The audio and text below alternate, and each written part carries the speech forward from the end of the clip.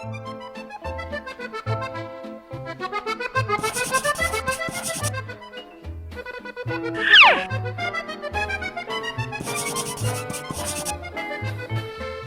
avons les réponses.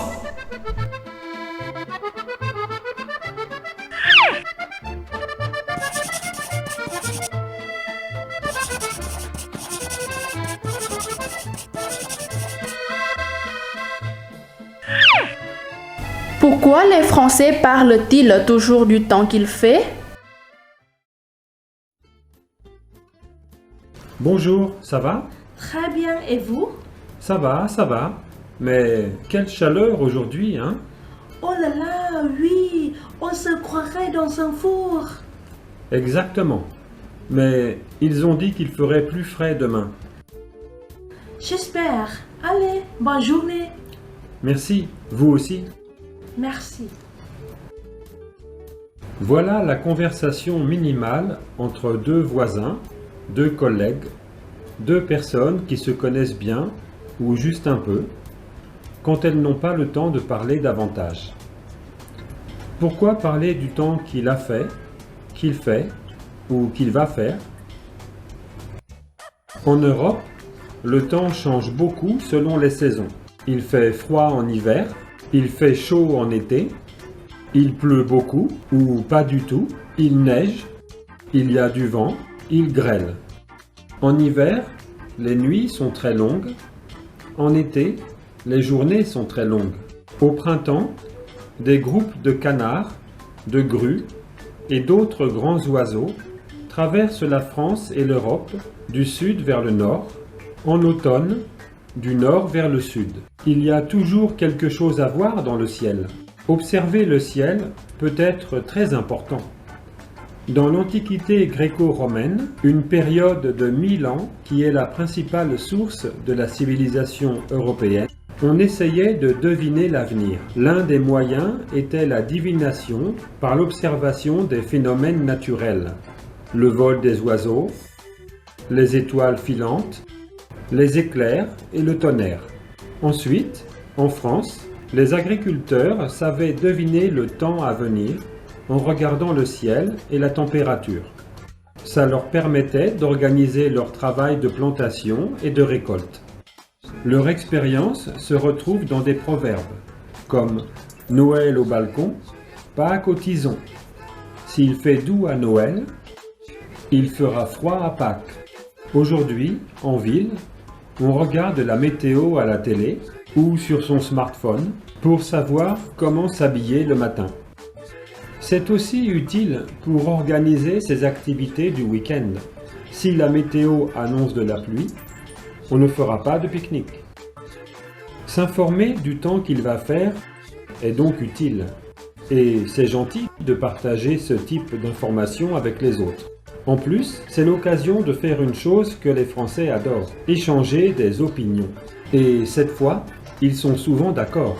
Tout le monde aime une belle journée de printemps, après les nuages et le froid de l'hiver. Le temps qu'il fait, ou la météo, est donc devenu un élément important d'une conversation française. C'est la troisième partie d'une conversation ordinaire.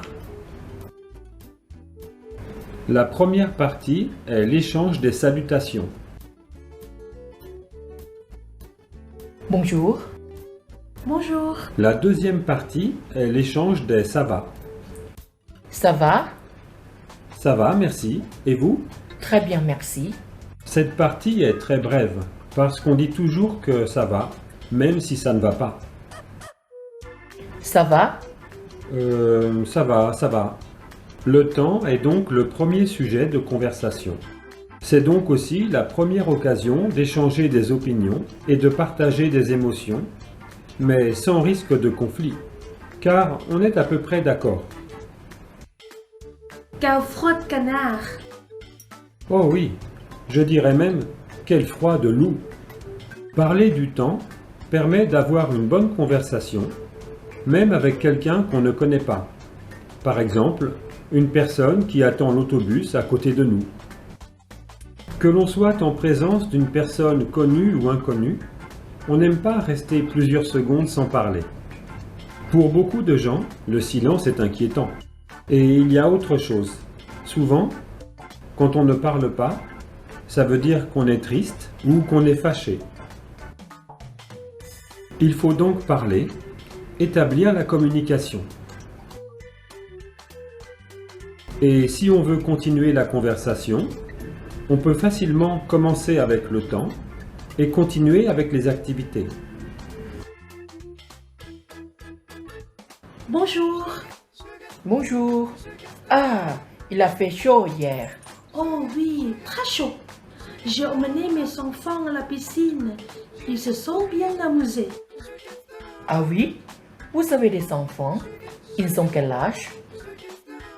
Et voilà, on commence à faire connaissance. En conclusion, c'est peut-être difficile pour vous de beaucoup parler du temps en Thaïlande, car il y a moins de différence entre les saisons. Et ce n'est peut-être pas votre habitude. Bonjour. Tu as mangé du riz?